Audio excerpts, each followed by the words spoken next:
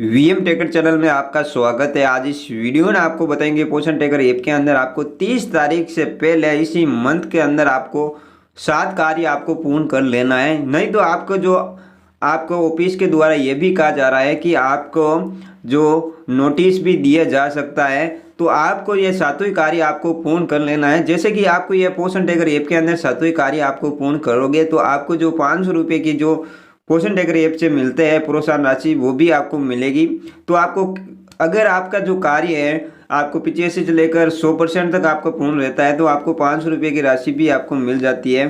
चलिए आपको कौन कौन से कार्य आपको पूर्ण करना है जो आपको 30 तारीख से पहले तो आपको पूरी जानकारी इस वीडियो में आपको मिल जाएगी। तो आप इस वीडियो को आपको पूर्ण देख लेना। सबसे पहला जो कार्य है आपका होम विजिट का। अगर आपने होम विजिट आपने कंप्लीट नहीं किया तो आपको यहाँ पर होम विजिट के अंदर आकर अपना जो भी लाभार्थी यहाँ पर वीडियो के अंदर आपको देखने को मिल रहे हैं तो उनको आपको यहाँ पर विजिट पर क्लिक करके यहाँ पर क्लिक करके आपको सभी का होम विजिट आपको कंप्लीट कर लेना है इसी मंथ के अंदर। तो आपका जो कार्य है होम विजिट का आपका वो भी आपका कंप्लीट रहे। दूसरे नंबर का जो कार्य है वो है आपका बच्चों का वजन और लंबाई का। अगर आपने अभी तक आपने कंप्लीट नहीं किया तो आपको जल्दी से आपको बच्चों का वजन और लंबाई सभी जितने भी बच्चे हैं आपके जो 0 से लेकर 6 साल के वो सभी के बच्चों का वजन और लंबाई आपके पोषण ट्रैकर ऐप के अंदर आपको एंट्री कर लेना है। तभी आपका जो बच्चों का वजन और लंबाई का जो कार्य है वो भी आपका 100% पूर्ण रहेगा और इसी मंथ का भी कार्य पूर्ण रहेगा। तो इस तरह से अभी फिलहाल में आपको बच्चों का वजन और लंबाई का भी कार्य आपको पूर्ण कर लेना है।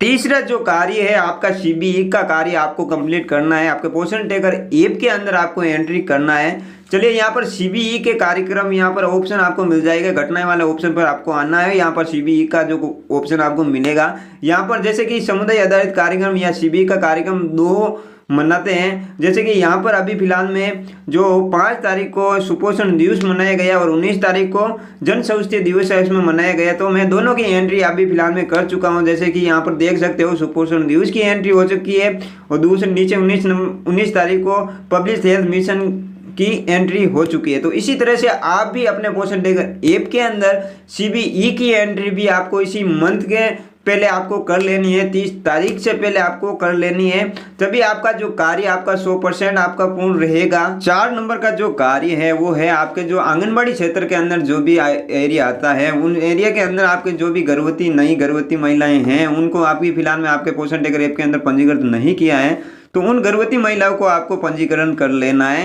और जो गर्भवती महिला की जो यहाँ पर पंजीकृत है उनकी डिलीवरी हो चुकी है तो उनको माइग्रेट कर लेना है। तो इस तरह का जो कार्य है आपको इसी मंथ के अंदर आपको पूर्ण कर लेना है। 5वें नंबर का जो कार्य है वो है आपके पोषण ट्रैकर ऐप के अंदर जितने भी लाभार्थी आपके पोषण ट्रैकर ऐप के अंदर ऐड है उन सभी का जो आधार कार्ड है वो वेरीफाई होना चाहिए। अगर आपके जो नए लाभार्थी आप ऐड करते हो तो वो उनका भी आधार कार्ड वेरीफाई इसी मंथ के अंदर आपको कर लेना है। तो आधार कार्ड वेरीफाई होना बहुत ही जरूरी है आपके पोषण ट्रैकर ऐप के अंदर। और आधार कार्ड वेरीफाई भी आसानी से हो जा रहे हैं। तो आपको अपना जो लाभार्थी का आधार कार्ड आपको लेना है उन आधार कार्ड के अंदर ही आपको डिटेल आपको लगना है। जैसे कि नाम हो या उनका जन्म तिथि है और उनका आधार नंबर है वो आपको एंटर करते ही आपका जो आधार कार्ड है वो वेरीफाई हो जाता है। अगर आधार कार्ड वेरीफाई नहीं होता है तो कई केसों के अंदर जो आधार कार्ड के अंदर ही प्रॉब्लम होती है। जैसे कि आधार कार्ड के अंदर उनकी जन्मतिथि पूरी नहीं लिखी होती है तो उन आधार कार्ड वो वेरीफाई नहीं होता। दूसरे केस के अंदर ये है कि आधार कार्ड के अंदर कोई लाभार्थी करेक्शन करा देता है जैसे कि नाम के अंदर हो या उनकी जन्मतिथि के अंदर, तो वो पुराना आधार कार्ड आपके पास में लेकर आकर उनको वेरीफाई आप करते हो तो वो वेरीफाई नहीं हो पाता है। तो ये भी आपको ध्यान रखना है। आधार कार्ड तो अगर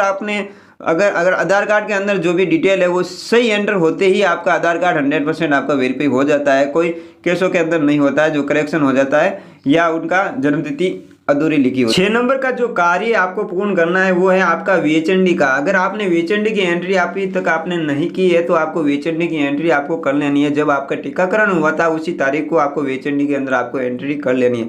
VHND की एंट्री करने के लिए आपको घटनाएं वाले ऑप्शन पर आपको जाना है। यहाँ पर आपको घटनाएं वाले ऑप्शन के अंदर आपको यहाँ पर दूसरे नंबर का जो ऑप्शन है यहाँ पर मिलता है, यहाँ पर आपको क्लिक करना है। जैसे ही आप यहाँ पर क्लिक करोगे तो यहाँ पर आपको इस तरह का जो पेज ओपन हो जाएगा। यहाँ पर आपको क्लिक करना है। उसके बाद में आपको जो अपना टीकाकरण की जो डेट थी वो लगा के यहाँ पर सुरक्षित कर लेना है।